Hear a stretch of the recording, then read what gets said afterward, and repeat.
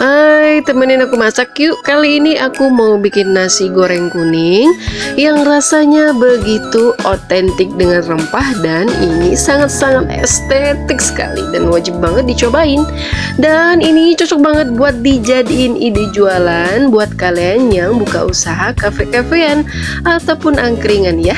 Nah, ini ada sensasi berbeda dari nasi goreng seperti biasanya. Mari kita cobain gimana rasanya ya.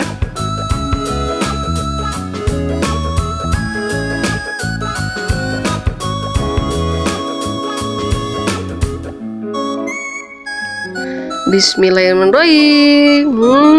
Rasanya benar-benar nikmat, rasanya betul-betul otentik, dan ini wajib banget kalian recook ya. Ada sensasi berbeda dari nasi goreng seperti biasa teman-teman masak di rumah.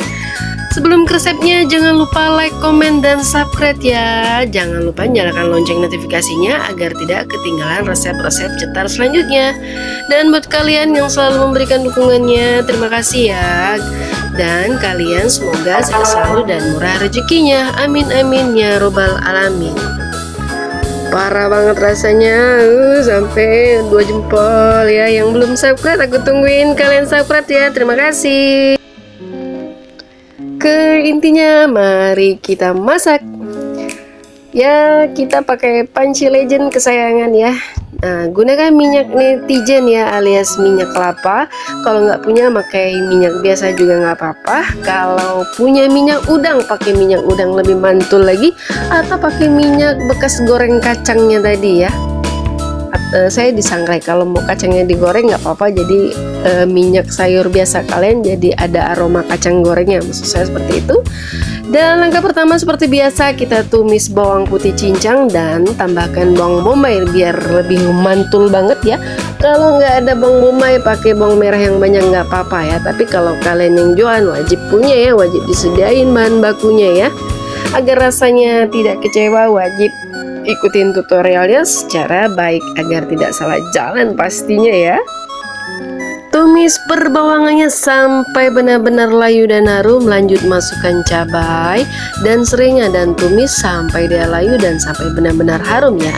Dan sedikit cerita ya, kalau bikin nasi goreng itu kecapnya jangan disiram di atas nasi, tapi sentuhkan kecapnya di kualinya, di wajannya. Kalau kalian menggunakan kecap manis, matikan dulu api kompornya, masukkan kecap manis, kecap asin ya. Ditumis sebentar, baru hidupkan lagi kompornya, baru masukkan nasinya. Dan jika nggak sengaja nasinya keduluan, kecapnya ketinggalan, nggak apa-apa juga. Tapi usahakan menyiram kecapnya di pinggiran wajan. Intinya sentuhkan cairan kecapnya di wajannya ya, jangan bersentuhan langsung dengan nasinya. Kenapa? Karena kita ingin mengeluarkan rasa otentik dari si kecapnya tadi, oke? Dan masukkan udang rebon di nasi goreng ini, udang rebon yang udah disangrai dan kacang goreng yang udah disangrai ataupun digoreng. Ditumis sampai harum dan baru masukkan nasinya. Lanjut masukkan bubuk kunyit dan lada bubuk dan seasoningnya terakhir ya. Gunakan kaldu ayam ya, mau merek apa aja boleh. Kalau bisa yang jangan ada garamnya karena di sini menggunakan kecap asin. Yang seasoningnya kalem, suka digunakan digunakan di restoran seperti merek-merek yang endul, lihat-lihat aja di mall-mall ya.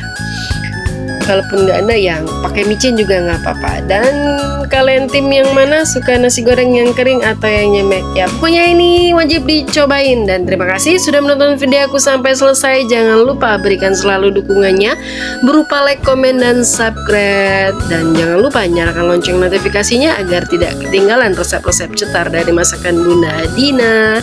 See you, bye-bye, assalamualaikum. Semoga kalian sehat selalu, murah rezekinya, amin amin ya robbal alamin.